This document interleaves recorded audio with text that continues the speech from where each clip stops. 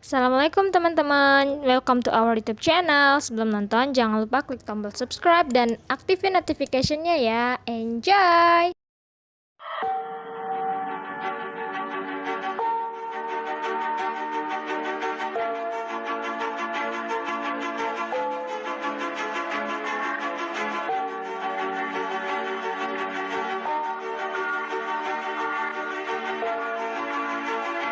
PT Garuda Indonesia adalah maskapai penerbangan nasional Indonesia yang merupakan salah satu perusahaan BUMN.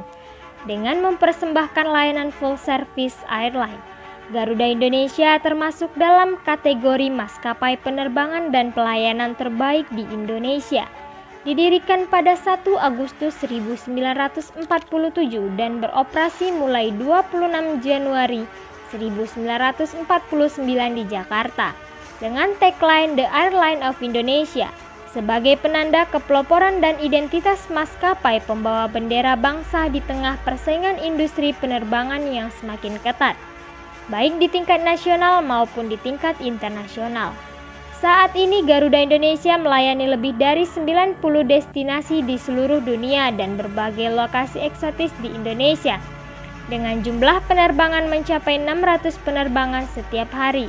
Sebagai bentuk kepeduliannya akan keselamatan, Garuda Indonesia telah mendapatkan sertifikasi IATA Operational Safety Audit atau IOSA. Hal ini membuktikan bahwa maskapai ini telah memenuhi standar internasional di bidang keselamatan dan keamanan. Selain itu, PT Garuda Indonesia juga memberikan pelayanan terbaik melalui konsep Garuda Indonesian Experience yang mengedepankan Indonesian Hospitality, keramah tamahan, dan kekayaan budaya Indonesia. Grup Garuda Indonesia saat ini mengoperasikan 202 pesawat dengan usia rata-rata kurang dari 5 tahun. Jumlah ini ditampung oleh Garuda Indonesia sebagai merek utama dengan total 144 pesawat dan Citylink sebagai maskapai penerbangan berbiaya rendah mengoperasikan sebanyak 52. Maskapai ini terus berupaya melalui program transformasi berkelanjutan untuk memberikan layanan yang lebih baik dan lebih nyaman. Pencapaian program transformasi berkelanjutan Garuda Indonesia dapat dilihat dari pengakuan global atas penghargaan maskapai bintang 5 Skytrax sejak 2014, peringkat sebagai 10 maskapai terbaik di dunia, serta memenangkan penghargaan bergengsi yaitu kru kabin terbaik di dunia dari 5 tahun. Selain itu, pada tahun 2017, Garuda Indonesia juga berhasil meraih predikat bintang 5 dari Airlines Passenger Experience Association atau APEX, sebuah asosiasi nirlaba untuk peningkatan pengalaman penumpang penerbangan yang berkedudukan di New York, Amerika Serikat. Visi dan misi perusahaan. Setiap perusahaan pasti memiliki visi dan misi. Adapun visi dari perusahaan Garuda Indonesia yaitu menjadi grup penerbangan yang berbasis nilai, membawa keramah tamahan ke dunia, serta mencapai target pendapatan hingga 3, miliar US dollar. Misi perusahaan Garuda Indonesia yang pertama pemegang saham, yaitu memaksimalkan nilai book untuk pengembalian pemegang saham yang lebih baik di antara maskapai rugi. Yang kedua, pelanggan dengan memberikan keramah tamahan Indonesia dan pengalaman terbaik di dunia kepada pelanggan. Yang ketiga, proses sambil menerapkan kepemimpinan biaya dan sinergi dalam kelompok. Yang keempat, karyawan, yaitu dengan melibatkan karyawan yang penuh gairah dan bangga. Salah satu perusahaan yang paling dikagumi untuk bekerja di Indonesia juga memiliki nilai perusahaan. Nilai perusahaan ini disebut dengan Fly High yang terdiri dari 5 komponen. Yang pertama ada efisien dan efektif, yaitu karyawan harus bekerja dengan akurat, hemat, dan tepat waktu untuk memberikan hasil yang berkualitas. Yang kedua, loyalty, di mana perusahaan harus menjalankan tugasnya dengan penuh dedikasi dan tanggung jawab. Yang ketiga ada customer centricity. Nah, dalam customer centricity ini, karyawan harus memberikan pelayanan yang tulus kepada pelanggan dan mengutamakan kepuasan pelanggan. Yang keempat, honesty dan openness, di mana karyawan harus menjunjung tinggi kejujuran, ketulusan, dan keterbukaan dengan tetap memperhatikan prinsip kehati-hatian.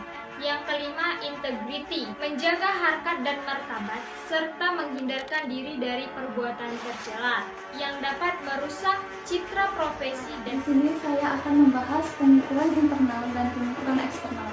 Yang pertama, pengukuran internal. Dalam sebuah organisasi atau perusahaan, pasti memiliki yang namanya kekuatan dan kelemahan di bidang fungsional bisnis. Nah, kekuatan dalam PT Garuda Indonesia diantaranya, pertama, maskapai penerbangan terbesar di Indonesia. Yang kedua, Garuda mempunyai 36 rute penerbangan domestik dan 26 rute internasional. Yang ketiga, adanya layanan immigration on board yang merupakan inovasi Garuda dan merupakan satu-satunya di dunia, yaitu pelayanan visa di atas pesawat.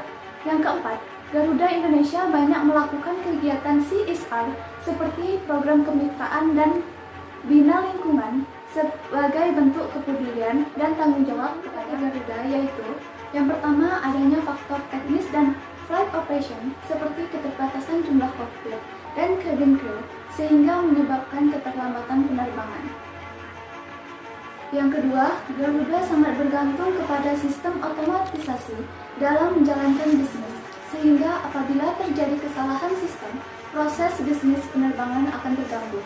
Yang ketiga, biaya operasional yang tinggi menyebabkan harga tiket pesawat yang lebih tinggi dibandingkan dengan maskapai penerbangan lain. Nah, setelah membahas kekuatan dan kelemahan, PT Garuda juga mempunyai fungsi manajemen. Yang pertama, perencanaan. Tahap pertama adalah surveillance, di mana kegiatan operasi dan manajemen ditata ulang agar kembali menjadi penerbangan yang tepat waktu. Tahap kedua yaitu turnaround, di mana seluruh organisasi dan manajemen dibangun kembali agar dapat menjadi organisasi yang efektif. Sedangkan tahapan ketiga yaitu strategi man, yang terbagi atas perspektif learning dan growth, proses, customer, and financial. Yang kedua, pengorganisasian. Dalam perusahaan ini terdapat dua tim manajemen, yaitu Dewan Komisaris dan Dewan Direksi. Yang ketiga, pemotivasian. Yang menjadi ukuran motivasi kerja karyawan PT Garuda Indonesia adalah leadership, reward, gaji dan bonus, pelatihan, pengendalian.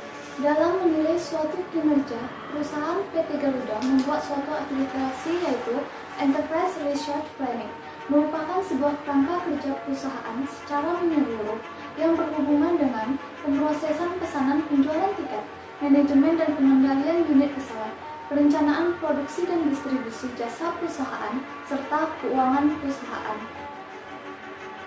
Dan selanjutnya ada pengukuran eksternal.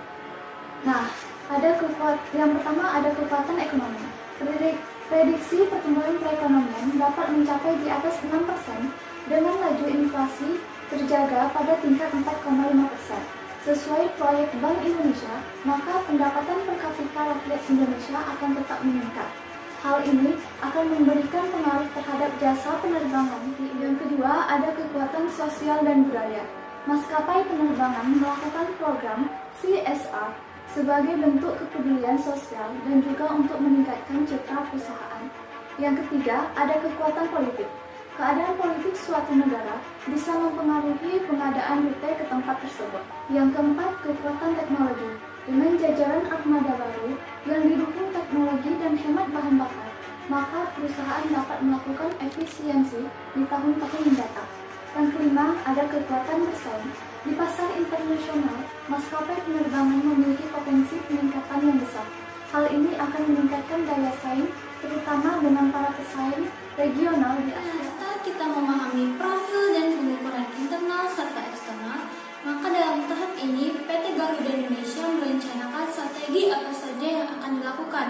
Strategi perusahaan secara garis besar dibagi menjadi 4 strategi, yaitu yang pertama, strategi integrasi. Strategi integrasi pada PT Garuda Indonesia merupakan sebuah strategi yang dilakukan untuk dapat mengintegrasikan pengguna maskapai dan pesaing ke dalam sebuah wadah yang dapat dikontrol oleh perusahaan PT Garuda. Itu ada strategi intensif atau intensif strategis dan strategi terdiri dari yang pertama ada market penetration. Garuda telah melakukan penetrasi terhadap pasar-pasar domestik dan internasional untuk memperluas pasar yang telah ditargetkan. Ada strategi diversifikasi atau diversification strategies. Strategi diversifikasi telah dilakukan Garuda dengan membuka 5 entitas anak perusahaan yang berfokus pada produk jasa pendukung bisnis perusahaan induk.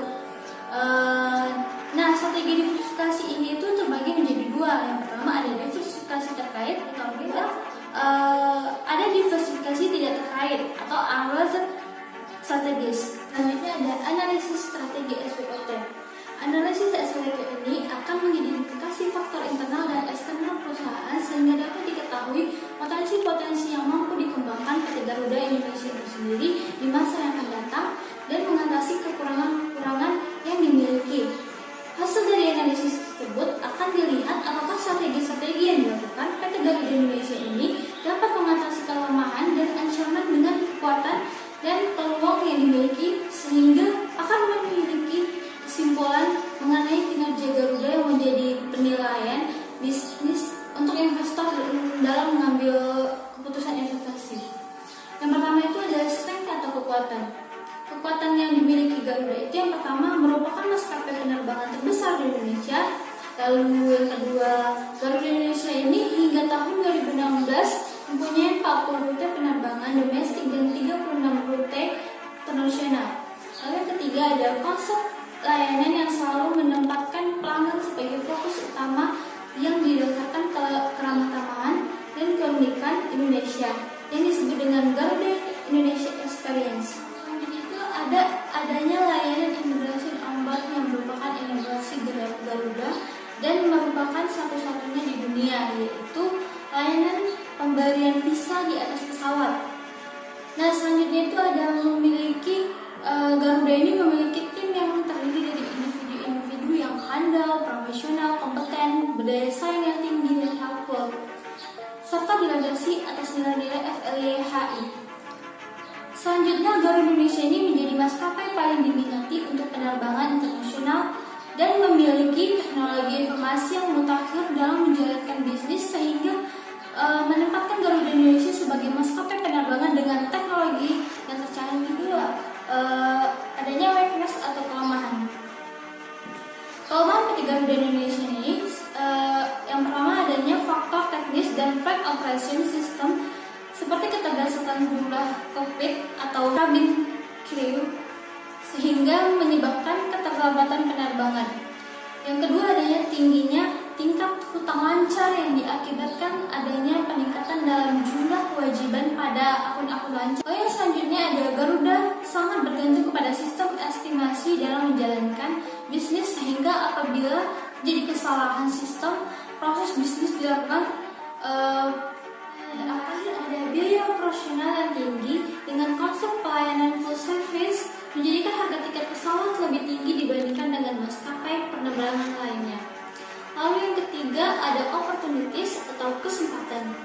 Kesempatan yang ada pada PT Garuda ini, yang pertama itu di Indonesia merupakan salah satu pasar penerbangan udara yang memiliki pertumbuhan yang pesat, di mana bila dibandingkan dengan negara lainnya. Lalu yang kedua adanya penggabungan Garuda sebagai anggota aliansi global maskapai penerbangan yang bernama Skyteam Global Airline Alliance, baik bagi perusahaan dalam rangka peningkatan jangkauan dan akses terbang terhadap berbagai destinasi lintas negara atau memperluas cakupan negara ataupun pasar internasional. Lalu yang terakhir itu ada peningkatan terhadap proyek penerbangan dan pembangunan bandara utama dan baru di Indonesia. Lalu yang keempat itu ada threats atau ancaman yang dimiliki oleh PT Garuda Indonesia ini sendiri. Yang pertama adanya faktor fasilitas bandara merupakan faktor yang tidak dapat diketahui dan dikontrol oleh perusahaan ini sendiri sehingga dapat menghambat ketepatan waktu penerbangan atau on-time performance (OTP). Kedua ada sumber utama pasokan bahan bakar pesawat Garuda yang berasal dari Pertamina, sehingga harga bahan bakar pesawat ini ketersediaan bahan bakar pesawat ini sangat bergantung pada Pertamina itu sendiri. Itu adanya peningkatan kapasitas, penurunan harga tiket, dan semakin banyaknya rute penerbangan baru yang dibuka oleh maskapai lainnya. Lalu yang selanjutnya ada maskapai asing yang melakukan penetrasi pasar ke Indonesia. Yang terakhir ada bencana alam dan faktor-faktor yang tidak terhindarkan lainnya. Selanjutnya ada implementasi strategi, di mana implementasi ini merupakan proses operasional yang membutuhkan motivasi khusus dan keahlian kepemimpinan di antara banyak individu. Yang pertama ada tujuan tahunan. Tujuan tahunan di dalam PT Garuda Indonesia ini yaitu untuk menunjukkan dasar dalam pengalokasian sumber daya. Terus sebagai mekanisme untuk mengevaluasikan para manajernya. Yang kedua ada kebijakan. Kebijakan di dalam PT Garuda Indonesia yaitu adalah menimbulkan penghalang, batasan, dan hambatan dalam bentuk tindakan administratif.